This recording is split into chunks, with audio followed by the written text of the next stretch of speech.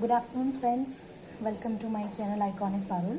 और आज की वीडियो बनाना बहुत ही इम्पॉर्टेंट है। ये टॉपिक मैं काफ़ी दिनों से आपके साथ डिस्कस करना चाह रही थी, लेकिन येस्टरडे नाइट मैं अपना वाईटी चेक कर रही थी, तो मैंने उसमें सर्च किया कि काफ़ी लोगों की डिमांड है कि जो काफ़ी न्यू जॉइनर्स हैं या फिर कंपनी ज्वाइन करना चाहते हैं, तो उनको एग्जैक्टली ये पता नहीं होता है कि कंपनी में सिलेक्शंस के क्या चांसेस होते हैं, या किस तरह की प्रिपरेशन करनी चाहिए, या फिर किस चीज़ में ऐसी प्रॉब्लम आ जाती है कि बार बार रिजेक्ट हो रहे हैं। तो आज उसी टॉपिक को लेके मैं आप लोगों के साथ डिस्कस करने जा रही हूँ। तो इसके लिए मैं साथ साथ आपके साथ कुछ स्लाइड भी शेयर करूँगी इस वीडियो के माध्यम से। तो बेसिकली एक एम्प्लॉयर और एक एम्प्लॉयर अपने काम के अकॉर्डिंग कोई भी एम्प्लॉय ढूंढता है, लेकिन सारे काम तो एम्प्लॉय को नहीं आते, तो ये भी इम्पॉर्टेंट है। बेसिकली कोई भी एम्प्लॉयर कभी भी किसी की एजुकेशन से इम्प्रेस नहीं होता है, उसकी स्किल्स से इम्प्रेस होता है। तो बहुत इम्पॉर्टेंट है कि आप अपने स्किल्स को जितना डेवलप कर सकें, अपना स्किल्स डेवलप ज़्यादा कीजिए, तो वो एक इम्पॉर्टेंट पॉइंट है। तो इस वीडियो के माध्यम से मैं आज आप लोगों को ये बताऊंगी कि रिजेक्शन के चांसेस क्यों होते हैं, या फिर रिजेक्ट क्यों हो जाते हैं लोग। और कभी कभी ऐसा होता है कि हम रिज्यूम भी सेंड कर रहे हैं, उसके बाद भी हम रिजेक्ट हो जा रहे हैं। तो क्यों रिजेक्ट हो रहे हैं? तो आज का सवाल ये है कि सबसे पहले कि हम रिजेक्शन को कम करने के लिए क्या करें। तो इसका पहला मेरा जवाब ये है कि आप अपना रिज्यूमे जितना अच्छा बना सकते हैं, आप अपना रिज्यूमे क्लियर कट बनाइए। डजेंट मैटर कि वो हिंदी में है या इंग्लिश में है।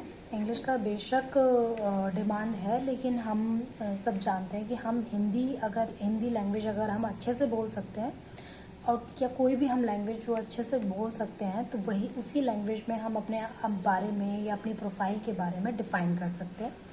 तो रिज्यूमे अपने आप बनाइए, सबसे इम्पॉर्टेंट चीज़।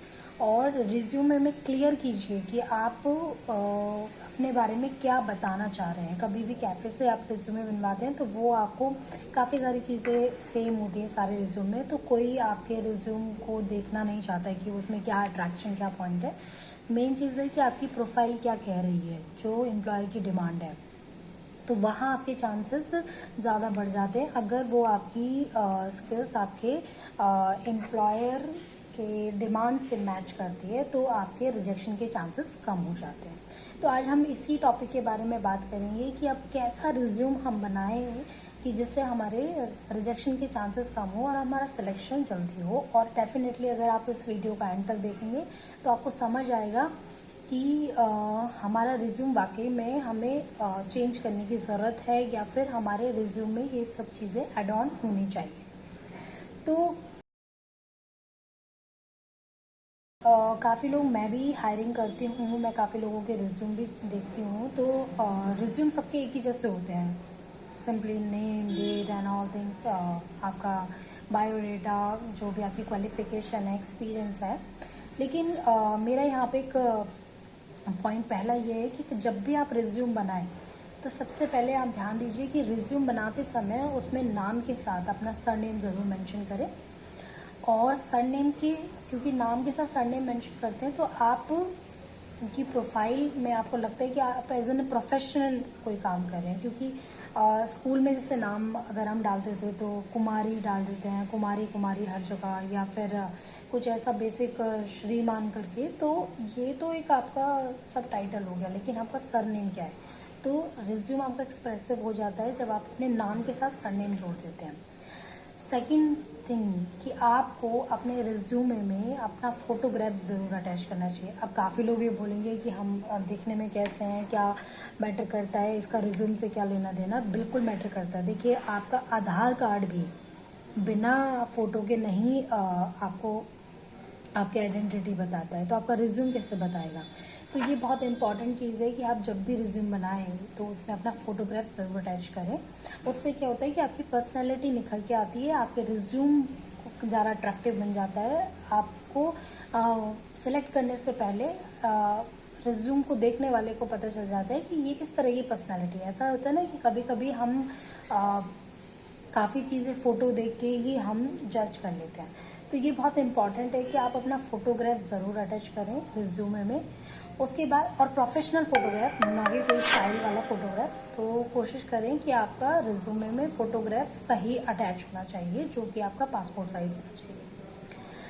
नेक्स्ट थिंग आती है कि आप अपने नाम के बाद ज़रूर अपना ऐसी कोई कांटेक्ट डिटेल्स वहाँ पे मेंशन करें जिसके माध्यम से आपको कोई भी कांटेक्ट कर सकता है। काफ़ी रिज्यूम में ऐसा होता है कि कुछ लोग ये डिटेल्स ही मेंशन नहीं करते हैं, या तो आप वो एक फैमिली में से किसी का नंबर दे देंगे, सिर्फ कांटेक्ट नंबर। तो सिंगल कांटेक्ट नंबर कभी ना दीजिए, उसमें कम से कम 2 से 3 कांटेक्ट नंबर ज़रूर दीजिए कि अगर आपका एक नंबर नहीं लग पा रहा है, क्योंकि कोई भी एम्प्लॉयर इतना फ्री नहीं है कि आपको बार बार कॉल करेगा। तो आप 1 से 2 नंबर तो एटलीस्ट उसमें डालिए, और साथ में अपनी ईमेल आईडी एक बेसिक थिंग है। आज की डेट में हर इंसान वेरी डिजिटल है, तो आप लोग सब जानते हैं कि ईमेल आईडी बनाना भी बहुत टफ चीज़ नहीं है। तो आप ईमेल आईडी उसमें ज़रूर मेंशन करें, ताकि आपको एटलीस्ट अगर कॉल नहीं लगता है तो आपको मेल पे पता चल जाए कि आपका सिलेक्शन हो चुका है या फिर आपको शॉर्टलिस्ट किया गया है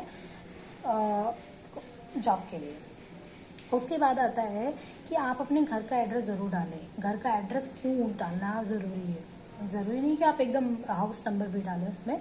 घर का एड्रेस डालना इसलिए इम्पॉर्टेंट है क्योंकि इससे क्लियर हो जाता है कि आप जहाँ पे एम्प्लॉयर फाइंड कर रहा है उस लोकेशन से कितनी दूर है, क्योंकि एम्प्लॉयर हमेशा चाहता है कि जो उसका एम्प्लॉय मिले उसको पास के पास मिल जाए, ताकि उसको ज़्यादा उस चीज़ के लिए पे करना ना पड़े। और ये आपके लिए भी अच्छा है कि आपके लिए कन्वीनियंट है कि आप इजीली आप जॉब लोकेशन पे आप इजीली कम्यूट कर सकें। तो दिस इज़ वेरी इंपॉर्टेंट कि आप अपने रिज्यूमे में अपना एड्रेस ज़रूर मेंशन करें। ये तो बात हो गई आपकी बेसिक चीज़ें जिसके थ्रू आपसे एम्प्लॉयर कनेक्ट हो सकता है। अब हम बात करते हैं कि नेक्स्ट चीज़ क्या होना चाहिए। नेक्स्ट चीज़ ज़्यादातर कैफ़े में ऑब्जेक्टिव डाल देते हैं। अब ऑब्जेक्टिव आधे लोगों को पढ़ना भी नहीं आता, लेकिन ऑब्जेक्टिव इतना इंग्लिश में मेंशन कर देते हैं कि उस ऑब्जेक्टिव का कोई ऑब्जेक्टिव ही नहीं है, उस ऑब्जेक्टिव का कोई ऑब्जेक्टिव नहीं है।